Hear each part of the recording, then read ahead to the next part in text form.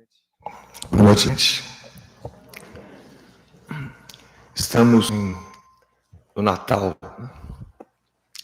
Natal quer dizer nascimento, isso todos sabem. Então, a proposta de hoje, em alguns minutos, é a gente olhar para dentro, e identificar ali o potencial de nascer em nós, ou nascer uma ampliação em nós, da nossa capacidade de compreender o mundo, a capacidade que nós podemos ter de ter consciência sobre as coisas. E nós podemos usar uma palavra maior e mais completa, que é fé. A proposta é que a gente reflita e até talvez provoque uma outra sensação ou sentimento para identificar como anda a nossa fé. A fé, essa palavra, as letras apenas, tem por dentro um conceito que não é tão fácil a gente identificar e perceber. Eu posso dizer, eu acredito que se eu andar nessa ponte pêncil, nada vai me acontecer. Eu acredito. Aquele que tem fé tem plena certeza, nesse exemplo pitoresco que estamos dando, que ao atravessar a ponte, nada vai acontecer. Aquele que não tem fé irá dizer a mesma coisa. Eu acredito que essa ponte vai me aguentar, mas pode ser que não. A nossa fé, eu não digo a nossa dos que estão aqui hoje, vocês são uma exceção, mas eu e um pouco do resto do mundo, a nossa fé está sujeita a variações de clima, tempo, temperatura.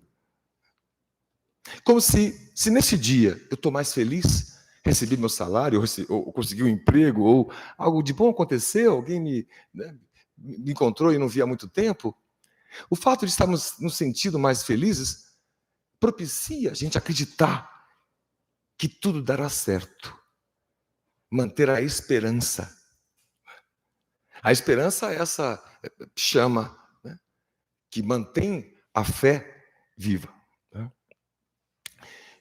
No outro dia, eventualmente, a gente está um pouco adoentado, ou então uma notícia difícil no trabalho, ou na família, algo que um contragosto, e a gente de repente começa a pensar, ou a gente vê muitos programas policiais na televisão, e de repente começa a pensar, puxa vida, esse mundo não tem jeito. Nosso país não tem jeito. É como se a esperança que nós acalentássemos no dia anterior fosse muito rapidamente embora. É a gente que varia. Então a proposta é a gente identificar hoje, aproveitando a proximidade do nascimento de Jesus com o fim do ano, que é natural que a gente planeje mudanças para o ano seguinte, e possa fazer essa visita em quem somos nós exatamente. Pedindo licença para dar um exemplo mais chão-chão. Nesta época do ano, é quase natural e espontâneo alguns sentirem uma certa nostalgia, um pouco de saudade. Não é exatamente uma tristeza, mas é um estado um pouco, as coisas passam um pouco devagar, como se estivéssemos escutando uma música lenta no fundo, enquanto a gente anda no dia a dia, embora o agito das compras do Natal, etc. Mas grande parte das pessoas, ou muitas pessoas, começam a sentir uma vontade, inclusive, de se doar. Buscam a casa espírita, buscam o seu templo religioso, pega um tênis lá que tinha e não usa e vê, porteiro, qual é o teu nome que eu não te conheço? Ah, meu nome é Alfredo. Alfredo, o senhor calça 43, meu tênis segue em você. Uma vontade de fazer alguma coisa. Em todo canto do mundo. As ONGs, que ficam o ano todo sem receber uma única ligação, recebem um monte de ligação nesta semana. E isso é bom. Porque demonstra um estado de evolução. A gente sente nessa data o que nós deveríamos sentir em todas as datas. Mas esse é um passo logo à frente, quando a nossa fé deixar de ser lá do tamanho de um grão de mostarda e variar ao longo do dia ou da semana, e passar a ter um rumo mais preciso, uma direção mais firme. Quando o nosso mestre, modelo e guia, Jesus, esteve aqui, e é a história mais maravilhosa de todos os tempos. Se a gente pudesse imaginar, um dia, quem sabe, a gente poderá ver o filme real. Porque o apóstolo João, quando escreveu o Evangelho, escreveu logo no início: não dá para escrever tudo o que ele fez. Não haveria páginas, folhas, livros para caber somente 35 curas descritas nos evangelhos, somando os 4. Ele fez milhares. Eram milhares de pessoas, que isso está escrito, a multidão o seguia. Alguns eram curados por tocar na túnica, como a mulher hemorroísta. Outros, pela proximidade, que passaram na sombra de Jesus. A grandiosidade do que ele veio trazer é exatamente o ponto que nós queremos falar com os amigos. Aquela época, com seus conhecimentos, suas culturas, seus níveis de consciência, as religiões ou eram ali dos hebreus, um Deus único, e um conjunto gigantesco de rituais, requisitos externos. Se você tem um pecado, como é que você se redime do pecado? Se você tiver um recurso financeiro, você manda matar um cordeiro no templo. E isso me livra do pecado. Quem é mais pobrezinho, depois a lei mudou, que aquele que não tinha dinheiro para pagar um cordeiro podia comprar ali um animal menorzinho, se não me engano, um coelho, que é um dos autorizados mais baratos. Então, quem de nós veio das tradições religiosas ocidentais, romanas, nós pagávamos o pecado numa confissão. E saímos de lá, estou zerado. Quando Jesus veio dizer às pessoas que o sentimento é que move o mundo em direção à vida eterna, e o sentimento maior, excelência, como está no Evangelho, segundo o Espiritismo, é o amor. Por isso, o amar ao próximo foi um acréscimo de uma oração apenas ao decálogo. Aqueles todos fariseus, especialmente, que queriam condenar Jesus, estavam querendo condenar porque ele, na visão dos fariseus, estava desdizendo o decálogo mosaico. Inúmeras situações foram tentadas, né? Tentadas no sentido de tentação, para que Jesus dissesse alguma coisa, para que algum fariseu pudesse processar o Cristo e o seu dito. Né? E quando perguntado, Jesus confirmava a lei. Ele não dizia algo diferente. E aqui eu quero que os amigos, como ponto central, talvez, da vida de cada um de nós, as coisas em que acreditamos, as coisas que fazemos. Quando aquele jovem rico veio falar com Jesus, falou: Senhor, como eu faço para obter a vida eterna? Que bem eu preciso fazer? Jesus até retrucou com uma outra pergunta: mas por que você quer? E depois acaba respondendo: olha, você sabe da resposta. Todos nós, válido para todos nós, para ter a vida eterna, basta respeitar os 10 mandamentos. Amar a Deus, ou seja, é amar a natureza e tudo que Deus criou, inclusive os seres humanos. Então, aqueles amigos que nós temos, eu já me incluí nisso, falam assim: eu prefiro trabalhar com um cachorro, porque são mais fiéis, são mais amigos, né? A gente fala assim para especiar o próprio ser humano, né? Filhos de Deus todos somos. Temos que amar a todos. Então, bandido bom é bandido reeducado. Então, o traidor adúltero de ontem será amanhã um trabalhador do Cristo, como aconteceu com a mulher adúltera da passagem do Evangelho, contada por Amélia Rodrigues, na psicografia de Divaldo Franco. Décadas depois daquela passagem que todos conhecemos, quando rodeada por fariseus, entre outros, né, com pelas na mão, a mulher adúltera sendo ali julgada, o Cristo passando, eles aproveitaram para verificar o que ele diria, e nós conhecemos que ele disse que aquele que tivesse 100 pecados, que atire a primeira pedra. Nós diríamos assim, modernamente, comentamos aqui na casa já, né? Atire o primeiro post, aquele que tivesse 100 pecados. A gente ia atirando, né? Para todo mundo, como se nós tivéssemos a verdade, como se nós estivéssemos com a pedra na mão, fariseus, condenando aquela moça por um erro que ela cometeu, mas não dos desrespeito. Porque também aprendemos com Jesus a não julgar o outro, não ver a trave no olho do outro. enquanto tem no teu e você nem nota. Mas a gente passa o dia todo, bem provavelmente, não nós que estamos aqui, estou dizendo o resto do mundo, julgando as pessoas. Julgando as pessoas. A todo instante. Pode ser líder político, pode ser líder religioso, pode ser, né, vizinho. A todo instante a gente tem uma palavra sobre alguém. Então, o que o Cristo, além de ser o maior professor que já existiu, o que fez ele com os discípulos foi um processo de pai para filho, de mãe para filho, de educação. Eles todos precisavam ser reeducados, porque eles conheciam a lei, conhecimento, mas não tinham consciência sobre ela. Não acontece com a gente isso?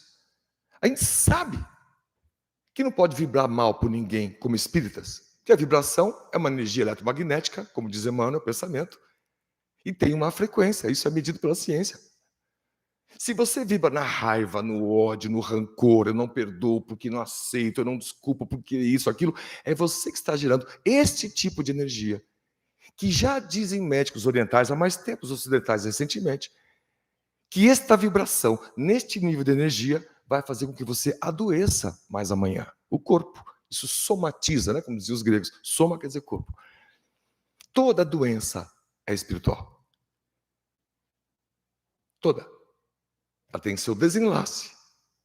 A sua aparência, a sua manifestação é no corpo físico, porque é o veículo que a gente está usando no momento. Jesus teve que reeducar Pedro, André, Tiago, porque eles não precisavam mais fazer as coisas que os judeus fazem em relação ao sábado, ou esses animais que são sacrificados no templo. Eles não precisavam mais se vestir de branco, lavar as mãos para entrar. Todos os rituais externos das religiões foram abolidos pelo Cristo. Ele falou, não precisa nada disso. Eu sou o caminho, a verdade e a vida. E nós podemos ter com Jesus pelo pensamento, mas a gente se distanciou dele. Que embora a gente conheça como cristão que somos, que a gente deva amar o próximo, a gente deva amar incondicionalmente, como diz a mensagem, não é isso? Sem impor condições. A gente tem uma dificuldade de colocar isso na prática. A época foi a mesma coisa. Tiago demorou para entender o discípulo. Por que ele não precisava mais daquelas coisas, da circuncisão? Porque para ele era sagrado. Muitos anos, culturalmente, ele vivendo aquilo. Nós temos milhares de anos, nós estamos vivendo. De reencarnação em reencarnação. Nós temos nossos velhos hábitos que se manifestam quase inconscientemente nesta vida. Por isso que quem tem dois filhos criados do mesmo jeito, fala assim, mas um filho é de um jeito, o outro é completamente diferente. A genética não explica a diferença entre eles. E sim, nosso passado longínquo é chegada a hora da gente entender que não matar é não matar. Não é só uma arma de fogo que a gente não vai matar o outro. Eu estou dizendo aqui situações da polícia, no campo pessoal, sem entrar no método daquela arma ou não, né? O exemplo foi só porque é não matar. Não matar não significa só isso, o gesto de matar alguém, um assassinato. Não matar é mais sutil do que isso. É um casal evitar que se xingue, que grite um com o outro, que isso vai matando. Assim como André Luiz Espírito, por Chico Xavier, nos ensinou, no livro Nosso Lar, o primeiro romance, de que ele fora considerado um espírito suicida. Mas ele não cometia suicídio, ele foi um médico e morreu. Caso natural, lá doente, né? Ele foi entendendo que uma série de coisas que ele fez durante a vida, desgastes pessoais com alimentos, com algumas viciações, o vício de pensamento, de pensar sempre algo negativo sobre alguém, etc e tal. Esse conjunto de velhos hábitos abreviou a vida dele. Portanto, ele é responsável por essa abreviação. A gente vivendo num tormento, num conflito, porque é chegada a hora de entender que Jesus está aí para você, para todos. Qual foi a última vez que a gente sentou e fez uma prece para Jesus? Não para o centro espírita, como diz minha filha, assim, Senhor Jesus, abençoar as crianças da ONG. Agora, quando ela está com fome, ela só fala essa frase, ela esquece todo o resto, que é a família, etc e tal, está com fome. Então. Não é só a repetição, é o sentir. A era do Cristo, ou a sua mensagem, dizem as profecias e os espíritos todos ligados ao Cristo e suas mensagens, que nós estamos vivendo um mundo de transição. Ora, foi como há 2000 anos atrás. Vários irmãos de outras religiões acreditam que o Cristo voltará. A nossa visão é de que nós estamos caminhando em direção a Ele, mas precisamos caminhar. Não matar no decálogo mosaico, Jesus disse que é o caminho. Não cobiçar, né? Veja que o budismo tem das suas verdades nobres o decálogo de Moisés. No budismo, as 4 verdades, todo viver é dor. A dor vem da cobiça, do sofrimento. O caminho para a felicidade é você suprimir a cobiça. Eu quero isso, aquilo, e o desejo que lhe causam sofrimento.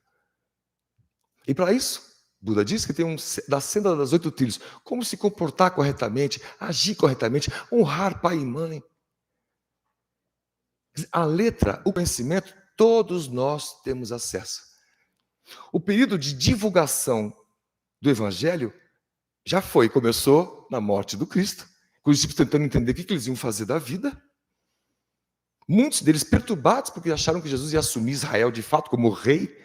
Veja, convivendo com Jesus, mais de 3 anos, com todos os milagres, com todo o acesso à informação. Veja como demora para o conhecimento virar consciência. Pedro era inseguro. Jesus já tinha apelido. Para você é uma pedra, uma rocha. Depois que Jesus morreu, ele não sabia o que fazer. Diz aos companheiros depois, vamos lá voltar para Cafarnaum, precisamos pescar, viver, trabalhar.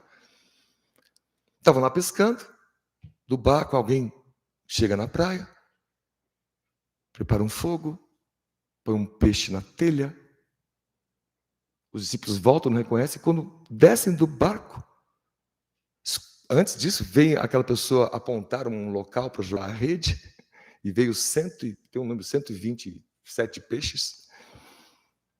Aí chega o Pedro e reconhece Jesus, a sua aparição, né, como espírito imortal. E ele vai e abraça Pedro. Ele vê que Pedro está na dúvida, não sabe o que fazer. Nós estamos na dúvida, a gente muitas vezes não sabe o que fazer. Eu continuo, eu saio fora. Eu vou para frente, eu vou para o lado. Eu vou me martirizando, mas nós somos cristãos, nós somos Jesus. E o processo não é simples, transformar conhecimento em consciência.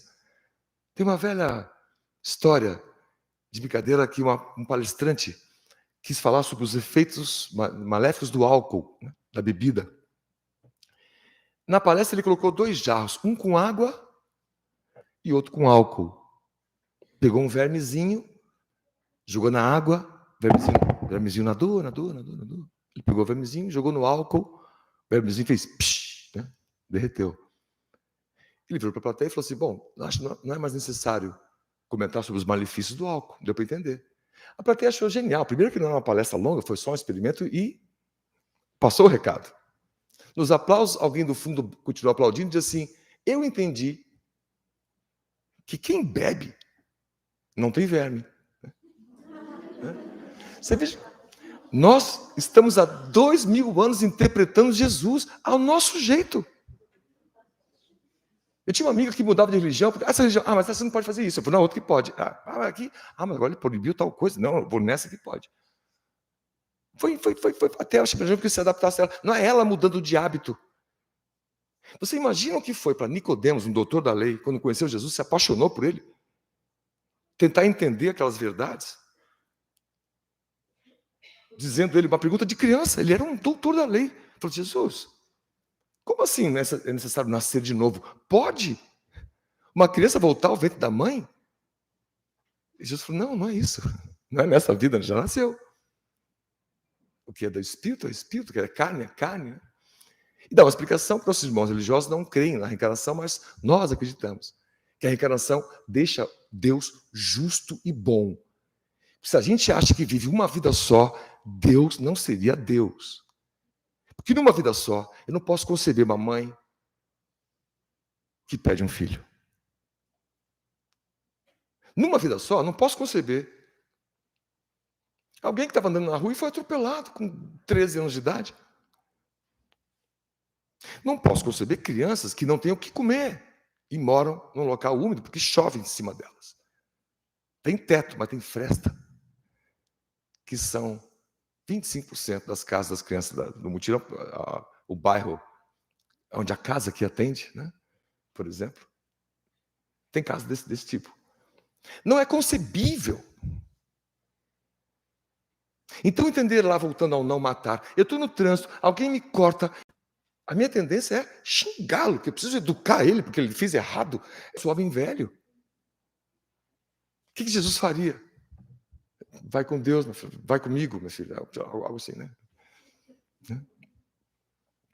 Nós precisamos, como espíritas, e evidentemente que estamos dizendo isso, e sendo o primeiro a incluir na lista daqueles que conhecem, mas ainda não conseguiram ter a consciência de mudar o hábito.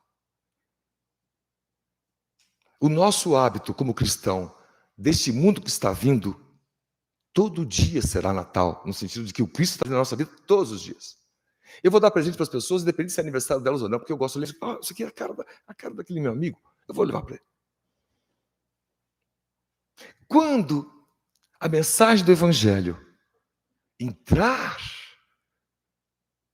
saindo da esfera intelectual e escorrer para a esfera moral, que é o que diz o Livro dos Espíritos, são as duas vertentes da evolução que todos nós passamos. Primeiro, a intelectual, o conhecimento, você, né, identificar padrões, soluções.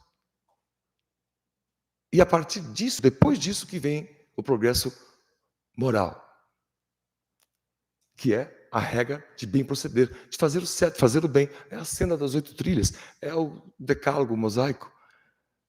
Né? Não cobiçar. Ora, a gente é consumidor.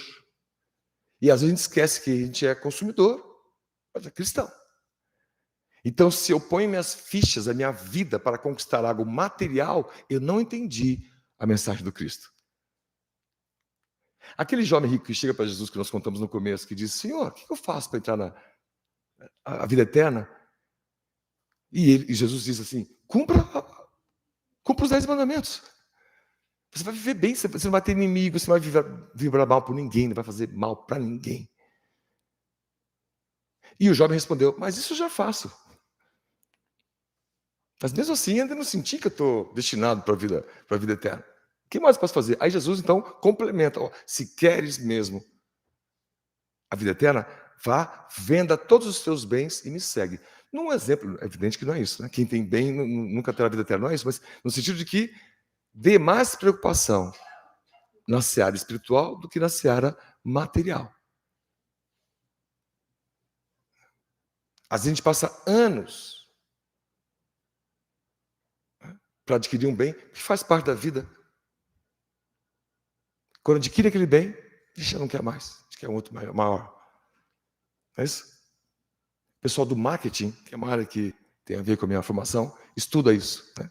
Maslow já estudava isso como psicólogo na transpessoal, da capacidade que nós temos de, ao ter completado uma necessidade, nós criarmos outra. É como se nós nunca tivéssemos satisfeitos. Não vou pegar aqui o lado negativo disso, o lado positivo. A gente quer evoluir. Por isso a gente nunca está satisfeito. E nós precisamos melhorar. Nós não podemos estar satisfeitos num mundo onde cristãos, porque têm ideias diferentes da política, se matam. Entendeu? Mas ninguém morreu. Se matam no sentido de vibração, xingamento, vibração, xingamento. Vou pedir licença novamente. Há um ano atrás, num momento de desespero, vendo as notícias do jornal, do dia a dia, e vendo amigos que me surpreenderam na universidade, etc., pelas posturas aguerridas e materialistas. Fiquei meio chocado e cometi o erro de falar assim: não quero. Naquela noite, possivelmente, não sei se desdobrado não, mas eu brinco sempre que quando eu apronto aqui, minha mãe sabe que eu apronto e aparece né? Um gênio. Ela mora longe, então aparece um gênio. Falei: Dani, minha mãe dizendo, o Cristo amava seletivamente? Não, a todos. Inclusive, isso foi uma mudança de hábito difícil para os discípulos, porque o Cristo convidava e almoçava com publicanos, que eram judeus que cobravam impostos. E nenhum judeu gostava. Não é isso? Entrou na casa de Zaqueu, um publicano, Mateus, foi um dos discípulos que escreveu o Evangelho. Demorou para ser aceito pelos demais. Mudança de hábito, sem julgar. Os Espíritos dizem que os benfeitores do Cristo estão espalhados nas diversas áreas do mundo, não são só religiosos, muito menos palestrantes. Estão na ciência, estão na medicina, estão na tecnologia, estão nas comunidades, estão por aí. Ou quase ocultos. Talvez eles não tenham nem Facebook, mas estão fazendo, estão vivendo a fé no dia a dia. A nossa fé no Cristo, gente, em Jesus, não pode ser aquela fé da loteria. Vou fazer uma fezinha. Você até fala isso, né? Vou fazer uma fezinha. Vai que? Ah, mas não vou ganhar. Chance é mínima, não vou ganhar. A nossa fé em relação à religião é um pouco parecida, não nós que estamos aqui, é um pouco parecida com essa, a do jogo. Se as coisas estão acontecendo como a gente acha que está bom, a gente está ok com Deus. Aí um dia a gente perde emprego, a gente olha para Deus e culpa ele. Deus, eu faço tudo certinho. Eu vou no centro espírita, eu tomo passe, eu tomo água frutificada, eu tomo 2 copos de água frutificada. Eu não xingo ninguém, talvez um outro ali, mas é o caso que a pessoa merecia. Eu não faço mal para ninguém. Quem faz mal costuma não ver. Todo mundo, nós que temos relação, a gente sabe disso. Às vezes você faz alguma coisa e você não percebe que está errado. Então a Amélia Rodrigues diz que o primeiro passo dos mais difíceis para a consciência que precisa nascer neste Natal é a gente identificar onde é que a gente erra. Porque isso pressupõe que você vai deixar o teu orgulho de lado e falar assim, é verdade, eu não faço isso. Tem uma mulher que fala assim, você não ajuda em casa? Eu falei, eu lavo a louça. Eu falei, e acha que isso aí é ajudar em casa? Eu falei, acho. Você está enganado. É melhor você ter uma consciência sobre isso, senão o chinelo vai comer solto aqui em casa. Minha consciência começou a aparecer. Tem a consciência baseada no chinelo. Antigamente era baseada no temor. As pessoas tinham as limitações. Era um Deus que impunha medo. Os castigos eram eternos. Os judeus acreditam nisso até hoje. Por isso eles seguiam todos os rituais externos. Cristo disse amar as pessoas, amar os inimigos. Então você que é atleticano, vai pegar alguém do Curitiba e fala assim, eu te amo. Você que é do partido A, vai pegar o do partido B, da esquerda, eu te amo. É um exercício. Isso é impossível. Bom, é impossível ser cristão? Está na hora de ser. Passou da hora de ser. Ninguém que está aqui na vida pela primeira vez. Já nascemos com tendências, nascemos com aptidões. De onde é que vieram? Como diz Platão, das reminiscências. Nós fazemos isso de vidas anteriores. É chegada a hora de nascer em nós uma nova fé, que é a fé verdadeira.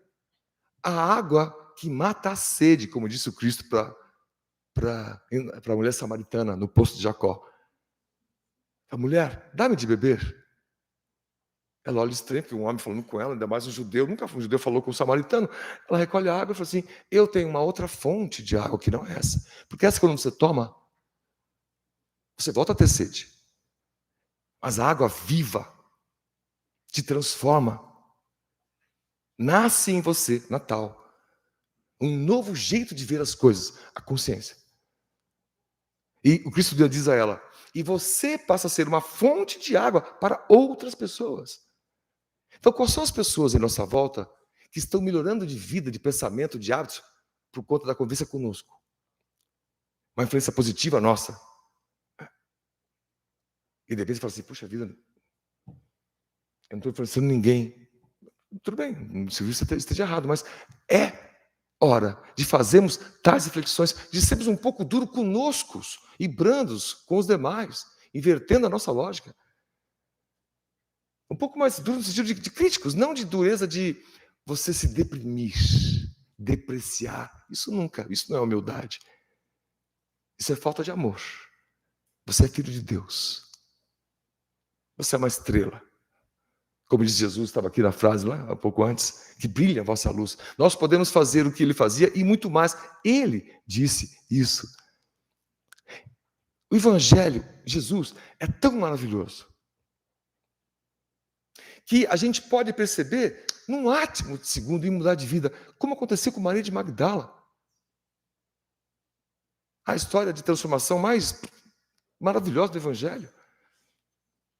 O que nós hoje falamos, nossos preconceitos, com o Divaldo chama das vendedoras de ilusão, né? As mulheres que usam por um período do próprio sexo para se sustentar.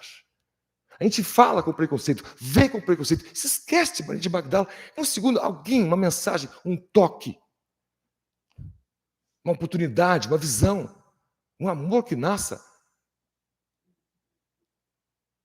Todo dia é chance de a gente permitir que nasça na gente uma vontade de sermos diferentes, de não se contentar com a rotina. A rotina draga a gente. De volta a uma palestra sobre rotina que é sensacional. Mas quem gostar da psicologia pode trabalhar também com a questão das emoções, o medo, a raiva. Cada emoção tem as suas importâncias. E como a rotina pode dragar isso tudo de você. Você passa a não perceber as artes, os caminhos, os desenhos das lajotas, os grafites. A gente acha tão cansativo ter tanta gente pedindo nas ruas que já virou um hábito. A gente vai chegando perto do semáforo, a gente fica bem devagar para não ter que abrir o vidro e falar com a pessoa. O cristão vai mais rápido, porque ali está o necessitado. E Jesus disse, não são os sãos que precisam de médico, são os doentes.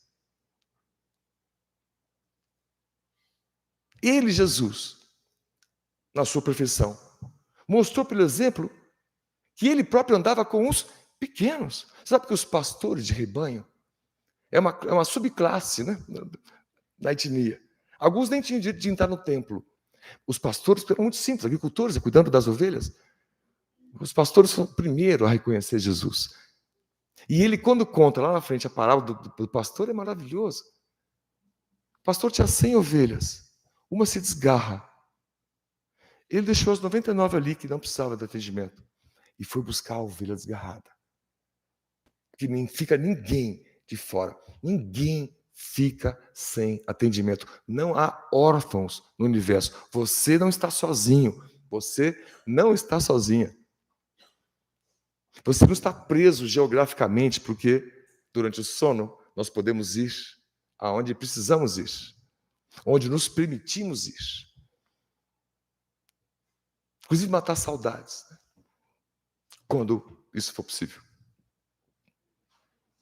Para não cansar os amigos, dizer que no Livro dos Espíritos tem uma questão 491 que fala dos anjos guardiães. Eu acho a questão mais maravilhosa de todos os tempos, uma visão pessoal. Ali é uma filosofia inteira. Os Espíritos assinam essa questão. São 2 ou 3 na obra toda de Kardec, os Espíritos assinam a resposta. Essa é uma delas.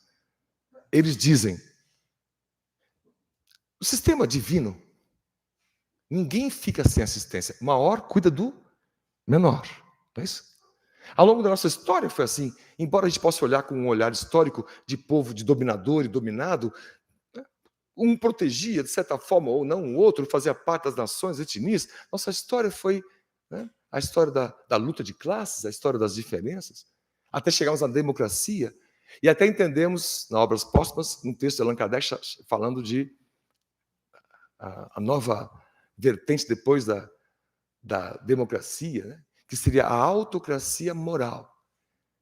Nossos governantes, líderes políticos do futuro, e quanto mais próximo o futuro for, melhor para nós, a decisão é nossa, serão aqueles que têm mais capacidade de amar, os menos apegados à matéria. Kardec, Obras Póstumas, Autocracia Moral. Os amigos podem encontrar isso na internet. É uma página só.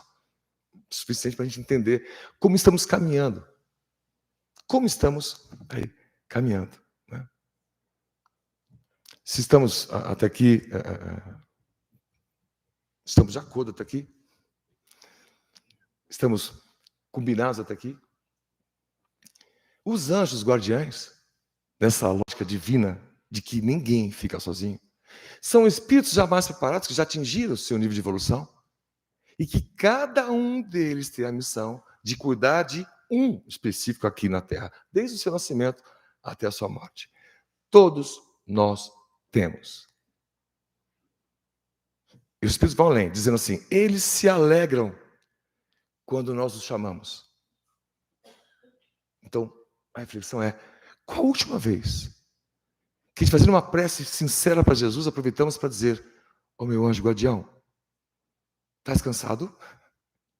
Estou te dando um cansaço, né? Na creche, na escola, a gente brinca assim, quando a criança é muito atentada, você imagina se pudesse tirar uma foto do anjo guardião dele com a língua de fora, exausto, né, salvando a criança de uma série de situações. Claro que a presença não é física, eu vou tomar banho, ele vai junto, não é nem de longe isso. Muitos anjos guardiões moram em outros mundos, a afinidade é, né, espiritual. E podemos nos promover na velocidade do pensamento. Não estamos nem limitados à velocidade da luz, aos 300 mil quilômetros por segundo, que a física determina como ser a maior velocidade possível. O pensamento é uma matéria mais intangível, que a nossa ciência ainda irá descortinar. Então, queríamos resumir para os amigos que pensemos que há muitas pessoas que, mesmo nesse período, não se tocam, não se deixam ser tocadas, não sentem compaixão. Passam pelo porteiro do prédio da mesma maneira que passavam nos outros meses. Ou pelas pessoas nos semáforos. Muitos passam nesse período todo, tem até um jantar bonito, diferente, porque é um feriado diferente, onde a figura majestosa, sublime da história de Noel, né, acabou, com o tempo, substituindo em algumas famílias. Noutras, como dissemos no começo, as pessoas se sentem tocadas nessa época, já é um avanço. O que nós estamos, então, alertando, auto-alertando e alertando as pessoas? Como João Batista fazia, dizendo, arrependam-se dos seus erros. O Mestre está chegando. É chegada uma nova era. É chegada uma nova era. Vamos fazer uma análise no sentido de olhar e falar assim, eu tenho uma série de defeitos que eu não consigo assumir, é hora de assumir. Eu não sei quais são. Pergunta para tua esposa, teu marido. Pergunta para o teu inimigo, ele é o primeiro que vai dizer todos, sem faltar nenhum. Porque às vezes o teu amigo, na ânsia de não ficar mal com você, pode acobertar o que é negativo do ponto de vista da educação, né? O que eu fiz tá bom? O amigo fala, tá bom, tá ótimo, só vou deixar ele para cima. Não, de repente eu estou enganando ele, né? Ele nunca vai saber se isso aqui tá bom, tá ótimo.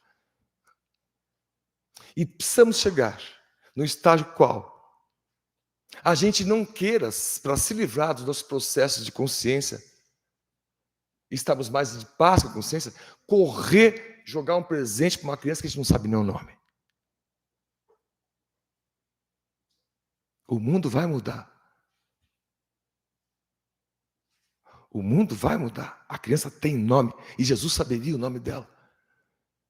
Aliás, por falar em criança, quando as crianças quiseram correr em direção a Jesus, os discípulos, não. Jesus falou, deixai que venham a mim as criancinhas. No outro exemplo, a palavra do pastor, se as pessoas se comportassem como um menino, dizendo os meninos, aquela simplicidade de quando nós éramos crianças, onde a gente não tinha tanta ideia negativa sobre tudo, sobre todos, e deixamos que os anos, as décadas, que nos fizeram chegar até aqui, acumulassem em nós um jeito de ser, que temos respostas para tudo, que temos críticas para todos, e que a verdade está em mim, como faziam os fariseus. No templo, na outro lado do que hoje restou dos muros das lamentações, Jesus está com os discípulos olhando, um fariseu dizendo, Senhor, eu cumpro todas as tuas regras. Sou homem probo, sou homem bom. O Senhor continue me ajudando. Próximo dali, Jesus observando isso com os discípulos. Um publicano, dizendo, Senhor, eu sou um pecador, me desculpa. Eu errei de novo. Me perdoa. Mas eu sou um pecador, eu não tenho jeito, não é possível. Jesus vira para os discípulos e diz, qual dos dois terá mais ajuda? Porque a lógica até então deles, a antiga, atávica, é aquele que cumpriu todas as regras. Tá, né? Não. Jesus falou, aquele foi o mais sincero. Ele está reconhecendo. O fariseu esconde debaixo da sua batina uma série de erros que ele comete. Talvez nós façamos isso. Se alguém pegar teu celular e você sentir um calafrio, alguma coisa de errado você está fazendo. Então, é hora dessa consciência, que significa enxergar mais além. Eu vou atender um catador, eu vou atender o catador, eu vou saber onde ele mora, porque eu quero amá-lo. O amor é um sentimento, o sentimento vem da relação. Eu não posso despejar uma nota de R$2 no semáforo para me livrar da pessoa, achando que isso é um gesto nobre da minha parte. Eu, como cristão, preciso me cobrar mais. Eu abro o vidro, posso dar a nota de R$2 e falar assim, amigo, fé, não perca esperança. Uma palavra amiga, uma palavra de carinho. É comum você dizer até, baixar o vidro e falar assim, eu te peço desculpas, mas não tenho um dinheiro. Mas queria desejar todo o bem do mundo. A pessoa fica surpresa. Fala assim, você me dedicou um tempo. Que é mais comum as pessoas fecharem o vidro. E o contrário também se dá. Quem já não passou quando jovem em situações, andando pelas noites, encontrando moradores de rua, mediunizados, falando coisas que virou para você e te deu uma letra. Né? Já não aconteceu isso com vocês? E coisas às vezes positivas demais. Os espíritos usando ele como um instrumento, como médium, para chegar até você uma mensagem. Né? Meus irmãos, meus queridos, minhas queridas, vamos aproveitar o ensejo do Natal e permitir que o Natal, o nascimento, seja um nascimento nosso. De Jesus em nós. É a gente sair em busca de um novo eu, novos hábitos. Vir ao centro, fazer uma palestra, escutar uma palestra, tomar uma água, tomar um passe, não redime você dos seus erros, você tem que repará-los. Desnudando-se, colocando seu orgulho à prova, o seu egoísmo no espelho. Sem medo. Mas vou perder amigos. Então não são amigos. Porque o amigo é sabendo dos seus defeitos. Eu não preciso esconder meus defeitos para ter amigos. O cristão vê todo ser como próximo e como amigo. E aprendeu com Jesus esse acréscimo na lei de Moisés do não roubar, não matar, do respeitar. O acréscimo é o amar o próximo. Amar o próximo. E para encerrar, os discípulos, na sua simplicidade, como nós hoje em dia temos dificuldade de entender quem é o próximo. Porque eu acho que o próximo é meu filho, minha filha. Não é esse próximo. Esse também. Mas esse é próximo já natural. O próximo é o outro. E conta Jesus a parábola. Descia um homem de Jerusalém a Jericó, samaritano, e foi roubado, açoitado. E Jesus dizendo isso. Passou um doutor da lei e nada fez. Passou um rabino e nada fez. Aí passou o samaritano, a pessoa não era samaritana, o viajante, o judeu. E o choque da história está nisso, era um judeu. E o último que passou era um samaritano, eles se odeiam. E o samaritano parou para ajudar. Jesus deu esse exemplo de propósito, para a gente não achar que porque eu me chamo cristão, porque eu me digo espírita, ou porque tenho tal coisa, ou tal aparência, sou isso, sou aquilo. Nós somos sementes caminhando no vento. Sementes crescendo, germinando, a pouco e pouco. Nós estamos ainda tão longe. No futuro, olharemos para esse período de agora e falaremos, meu Deus, eu fazia essas coisas que são inconcebíveis. Talvez daqui a 100 anos, matar um mamífero para a gente comer seja um troço tão agressivo quanto olhando para 100 anos atrás e era comum. Você decretar a guerra para outro país, entrar em outro país, matar todo mundo. Hoje a gente não aceita mais isso. Nós não podemos aceitar mais nosso velho, nosso atavismo. Olhemos para o futuro. Olhemos com Cristo para o próximo. Todo o próximo que passar por nós. Caixa de mercado, no trânsito, no trabalho, em casa, na família. Meu inimigo. A pessoa de quem eu não gosto, meu vizinho de baixo, meu vizinho de cima. A pessoa que mais me fez mal é a que mais deve ser por você, amada. Esse é o grande exercício da consciência. que fará de nós homens plenos, mulheres felizes no futuro. Como está o sermão da montanha. Bem-aventurados os mansos, os pacíficos, os puros, porque herdarão a terra no futuro. Que possuirão a terra no futuro, porque serão no futuro. Não sejamos imediatistas. Eu vou orar porque amanhã eu preciso mudar de vida amanhã. Pode ser a reencarnação que vem. Vamos vencer dia a dia e todos os dias, até o fim dos dias, todos juntos como cristãos. Muita paz, uma ótima semana, um ótimo Natal, uma ótima passagem de ano, firmes e fortes e com a fé renovada, ampliada e com mais consciência. Passamos a nossa prece. Que pensemos nas crianças, todas elas, de todas as classes sociais, de todas as faixas etárias. Pensemos que o mundo elas herdarão, o mundo que nós vamos deixar. Por isso, Jesus, nós te pedimos ajuda para perdoar os meus erros, perdoar os nossos erros, perdoar as nossas ofensas, perdoar nossos julgamentos, perdoar nossa fúria, nossa raiva, perdoar nosso destempero, nossa desesperança. Perdoa-nos, Mestre. Perdoa-nos. E auxilia-nos a seguir em frente, de mãos dadas com o outro, mesmo o outro sendo diferente.